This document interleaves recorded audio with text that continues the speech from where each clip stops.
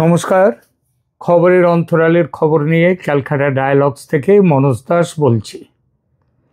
মালয়েশিয়াতে Indo Pacific army chiefs কনফারেন্সের গতকাল শেষ হয়ে গেল 25শে সেপ্টেম্বর। এই কনফারেন্সের খবর বাংলাদেশের মেইন স্ট্রিম মিডিয়া দেয়নি এবং সোশ্যাল মিডিয়া সম্ভবত ট্র্যাক করেনি এই খবর। সবাই ব্যস্ত থেকেছেন নিউ ইয়র্কে ডিম নিক্ষেপ নিয়ে, আবার সেই ডিম নিক্ষেপ নিয়েও হচ্ছে নানান রকমের আলোচনা।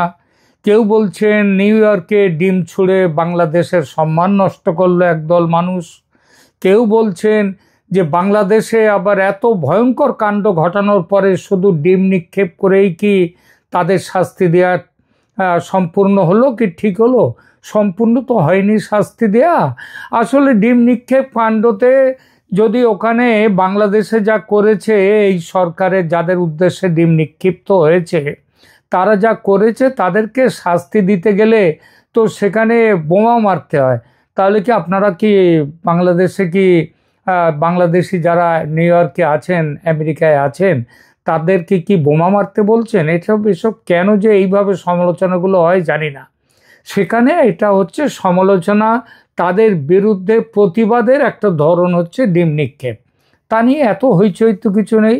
যাই হোক, আমরা সেই জায়গা থেকে আমার চ্যানেল সেই জায়গা থেকে আমরা মালয়েশিয়ার সম্মেলন নিয়ে এর আগেও একটা এপিসোড আমি করেছি। এই সম্মেলনে ভারত ও বাংলাদেশের দুই সেনাপ্রধান উপস্থিত ছিলেন, শুধু তাই নয় তারা একান্ত বৈঠক করেছেন বলেও খবর। ইতিপূর্বে এই বিষয়টি নিয়ে আমার এই চ্যানেলে প্রথম সংবাদ প্রকাশ করি আমি। গত 23শে সেপ্টেম্বর এই বিষয়ে একটি ভিডিওতে আমি প্রথম এই বিষয়ে প্রতিবেদন দিই।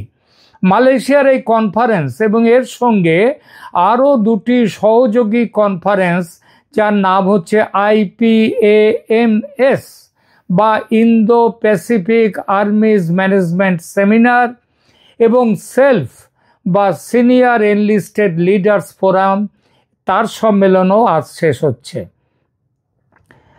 সম্মেলনের শেষে বাংলাদেশের সেনাপ্রধান আগামী 27শে সেপ্টেম্বর দেশে ফিরছেন এবং ভারতের সেনাপ্রধান জেনারেল উপেন্দ্র দ্বিবেদীও দিল্লিতে ফিরবেন মোটামুটি একই দিনে। অসমর্থিত কিন্তু নির্ভরযোগ্য সূত্র থেকে জানতে পেরেছি সম্মেলনের মধ্যে শুধু আলোচনা নয়, সম্মেলনের সাইড লাইনেও কথা হয়েছে ভারত ও বাংলাদেশের সেনাপ্রধানের সঙ্গে। কোনো আধিকারিক স্তরে প্রকাশ হয়নি কি কথা হয়েছে দুজনের মধ্যে, কিন্তু বিষয়টি নিয়ে বিশেষ করে আন্তর্জাতিক কিছু সংবাদ মাধ্যম তারা কিন্তু খবর করেছে। এর সঙ্গে আমার দিল্লির নিজস্ব সূত্র যে খবর দিয়েছে তার ভিত্তিতে আমি তৈরি করছি এই প্রতিবেদনটি। প্রথমেই বলি, বিশ্বের 27টি দেশের সেনা প্রতিনিধি এবং সামরিক কর্তারা অংশ নিয়েছেন এই সম্মেলনগুলিতে। এই 27টি দেশের মধ্যে ভারত ও বাংলাদেশ সহ 13টি দেশের সেনাপ্রধান উপস্থিত ছিলেন। এবং মনে রাখতে হবে, শেখ হাসিনা সরকারের পতনের পর দু দেশের দুই সেনাপ্রধানের মধ্যে ভার্চুয়ালি একাধিকবার কথাবার্তা হলেও এই প্রথম দুজনের কিন্তু মুখোমুখি দেখা।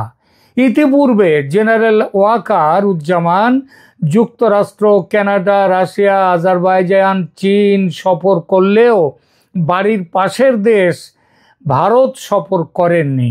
হাসিনা সরকারের পতনের পর দু দেশের মধ্যে ক্রমশ ঘনিয়ে আসা শীতল সম্পর্ক নিশ্চিতভাবেই এজন্য দায়ী।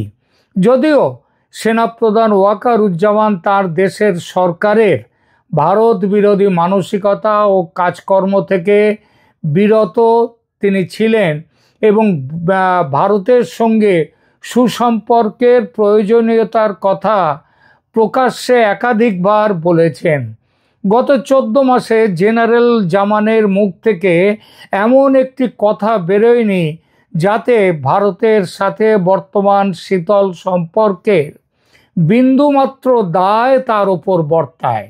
সম্পর্ক খারাপ করার কাজটি প্রায় এককভাবে করেছেন বাংলাদেশ অন্তর্বর্তী সরকারের প্রধান উপদেষ্টা ডক্টর মোহাম্মদ ইউনূস স্বয়ং, বেফাঁস কথা বলে। পক্ষান্তরে জেনারেল জামান তার তরফ থেকে চেষ্টা করে গেছেন ভারতের সঙ্গে সম্পর্ক স্বাভাবিক করতে।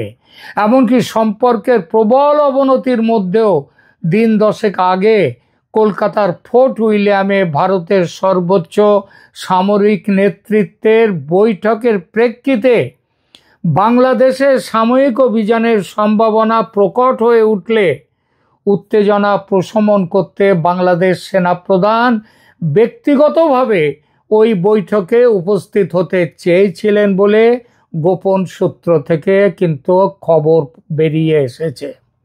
মোহাম্মদ ইউনূস বাদ সেধেছিলেন বলে জেনারেল ওয়াকার আসতে পারেননি ফোর্ট উইলিয়ামে এই তো কয়েকদিন আগে।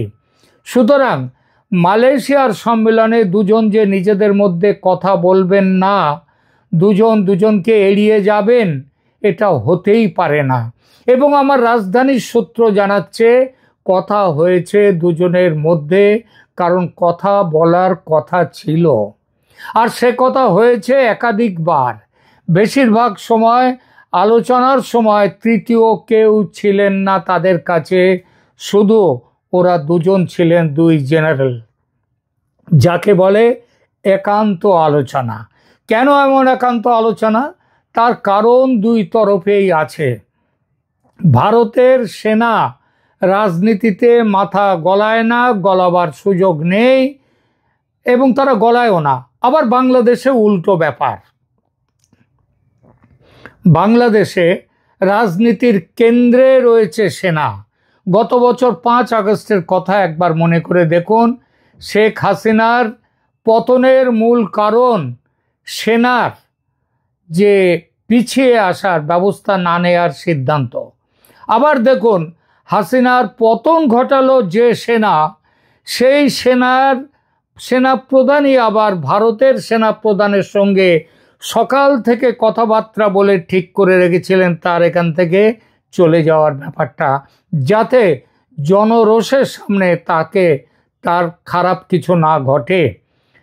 তো দেখুন, এই যে সেনা হাসিনার পতন ঘটালো, সেই সেনাই আবার ভারতের সেনাপ্রধানের সঙ্গে কথাবার্তা বলে হাসিনাকে নিরাপদে পাঠিয়ে দিলেন ভারতে। এবং তারপর অন্তর্বর্তী সরকার গঠনে আবার মূল ভূমিকা পালন করলেন ওই সেনাপ্রধান। ভারতে এমনটা হওয়ার বিন্দু মাত্র সম্ভাবনা নেই।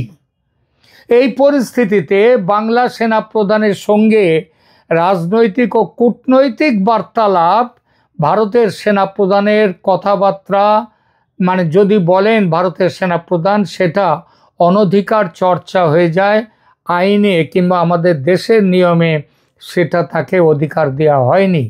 তাই আধিকারিক স্তরে এসব কথার কোনো পুষ্টি হবে না। কিন্তু আধিকারিক স্তরের বাইরে কান রাখলে জানা যাবে অনেক খবর। মালয়েশিয়াতে আসার আগে ভারতের national security adviser Ajit Doval বলেই দিয়েছিলেন কি বিষয়ে কথা বলতে হবে এবং কিভাবে সিদ্ধান্তে পৌঁছতে হবে। এবার চলে আসি তাহলে কি কথা হলো সেই প্রসঙ্গে। প্রথমত, বাংলাদেশি জঙ্গিদের নিয়ন্ত্রণে রাখার ব্যাপারে সেনাবাহিনী ক্রমশ আরও কড়া অবস্থান নেবে। 2, ইউনূস সরকারের তল্পি বাহকের ভূমিকা ছেড়ে সেনাবাহিনী নিজেকে চালকের আসনে নিয়ে যাবে, এবং যেটা কিছুদিন ধরে দেখা যাচ্ছে সেনাপ্রধান করে যাচ্ছেন।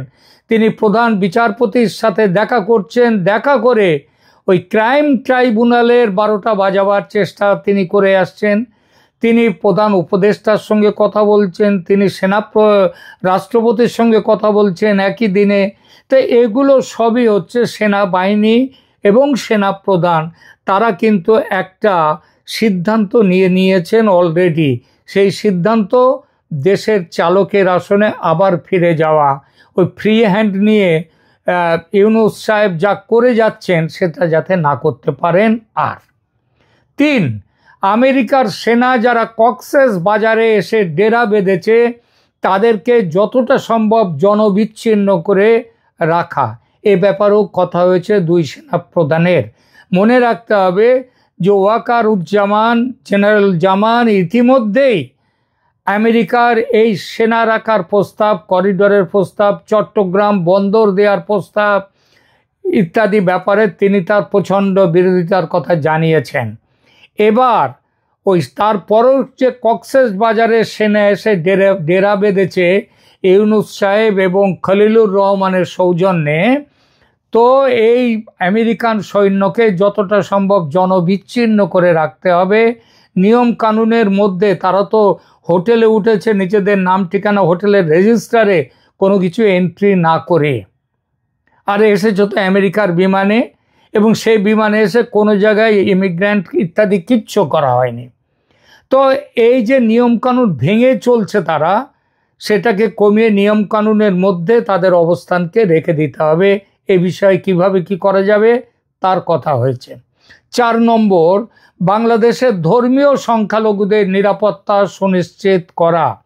বাংলাদেশে হিন্দু ও বৌদ্ধদের ওপর আক্রমণ নিয়ে ভারতের আরএসএস ইতিমধ্যে খুবই ক্ষুব্ধ হয়ে উঠেছে। তাদের পক্ষ থেকে ভারত সরকারের ওপর জোরালো চাপ আসছে বড় কোনো ব্যবস্থা নেয়ার। একই সঙ্গে চাপ আসছে সেই যে হিন্দু সন্ন্যাসী চিন্ময় দাস মহারাজকে, তার মুক্তির ব্যাপারটা নিয়ে, এ ব্যাপারেও সেনাপ্রধান ব্যবস্থা নেবেন বলে, যাতে নেন সে ব্যাপারেও কথা হয়েছে। 5, আগামী নির্বাচনে ওয়াকারুজ্জামানের ভূমিকা কি হবে সেটা নির্দিষ্ট করা হয়েছে এই আলোচনার মধ্যে। আওয়ামী লীগকে নিয়ে নির্বাচন করতে হবে, এই সিদ্ধান্তে অটল থাকবে সেনাবাহিনী। একথা ওয়াকারুজ্জামানের আগেও বলেছেন, আওয়ামী লীগকে নিয়ে অন্তর্ভুক্তিমূলক নির্বাচনের পক্ষে ভারতের যেটা লাইন সেইটা করতে হবে। এবং ভারতও পরিষ্কার বলে দিয়েছে আওয়ামী লীগ নো ভোট। সুতরাং এই ব্যাপারটা নিয়ে সেনাপ্রধানকে সতর্ক থাকতে হবে। 6 নম্বর, ইউনূস সরকারের বদলে কেয়ারটেকার সরকার প্রতিষ্ঠার বিষয়ে জেনারেল জামান যাতে আরও প্রোঅ্যাক্টিভ হতে পারেন সেটা দেখার জন্যও বলেছেন জেনারেল দ্বিবেদী। কারণ ইউনূস সরকার ক্ষমতায় থাকলে তারা এই নির্বাচনকে রিগিং করে এই নির্বাচন করবে, সুতরাং তার আমলে নির্বাচন করা যাবে না। এবং 7 নম্বর, সর্বশেষ, ভারতের পক্ষ থেকে কথা দেয়া হয়েছে একেবারে বাধ্য না করলে ভারত সামরিক অভিযান চালাবে না বাংলাদেশে। এই প্রসঙ্গে এটাও বলা হয়েছে ভারতের পক্ষ থেকে যে মায়ানমারে ভারতের সেনা মজুত করা হয়েছে যত না বাংলাদেশের জন্য, তার চেয়ে অনেক গুণ বেশি আমেরিকাকে একটা কড়া বার্তা দিতে। সংক্ষেপে এই হলো 2 সেনাপ্রধানের ভেতরের কথাবার্তা, যেটা আমি অসমর্থিত হলেও নির্ভরযোগ্য সূত্র থেকে জানতে পেরেছি। কিন্তু কথা এখনো শেষ হয়নি। এই কথাবার্তার শেষে আর এক বড় চমক ছিল। এরপরেই জেনারেল দ্বিবেদী ফোনের লাইনে যুক্ত করে দেন ওয়াকারুজ্জামানকে তার প্রধানমন্ত্রীর সঙ্গে। আগে থেকেই ঠিক করা ছিল এমনটা হবে। কি কথা হয়েছে দুজনের মধ্যে সেটা জানতে পারিনি অবশ্য, তবে তাদের মধ্যে কথা হয়েছে প্রায় 10 মিনিট ধরে তাদের মধ্যে কথা হয়েছে। জেনারেল দ্বিবেদী তাদেরকে কথার মধ্যে থাকতে চাননি, তিনি একটু দূরে সরে গিয়েছেন। আর তিনি তো জানেন যে শেখ হাসিনা কি বলবেন, কিন্তু নজর ছিল, তিনি দূরে চলে গিয়েছিলেন বটে, কিন্তু নজর ছিল জেনারেল ওয়াকারের দিকে। কথা শুনতে পাননি, কিন্তু তিনি দেখেছেন ওয়াকারুজ্জামান রুমালে চোখ মুছছেন। কেন মুছছেন চোখ? তিনি কি বুঝতে পেরেছেন নিজের অপরাধ? 5 আগস্টে তার বাহিনী যেভাবে বন্দুক নামিয়ে রেখেছিল সেটাই হয়েছিল শেখ হাসিনার পতনের কারণ। এটা কি তিনি বুঝতে পেরেছিলেন?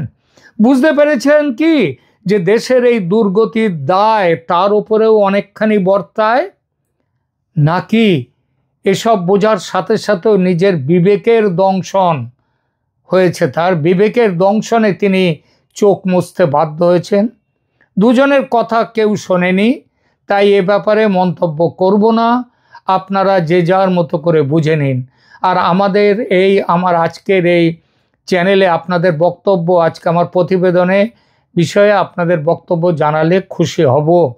আর পছন্দ হলে আমাদের এই প্রতিবেদন লাইক দিন, কমেন্ট করুন এবং সাবস্ক্রাইব করুন আমাদের চ্যানেলকে। এখনকার মতো এখানেই রাখছি। ধন্যবাদ।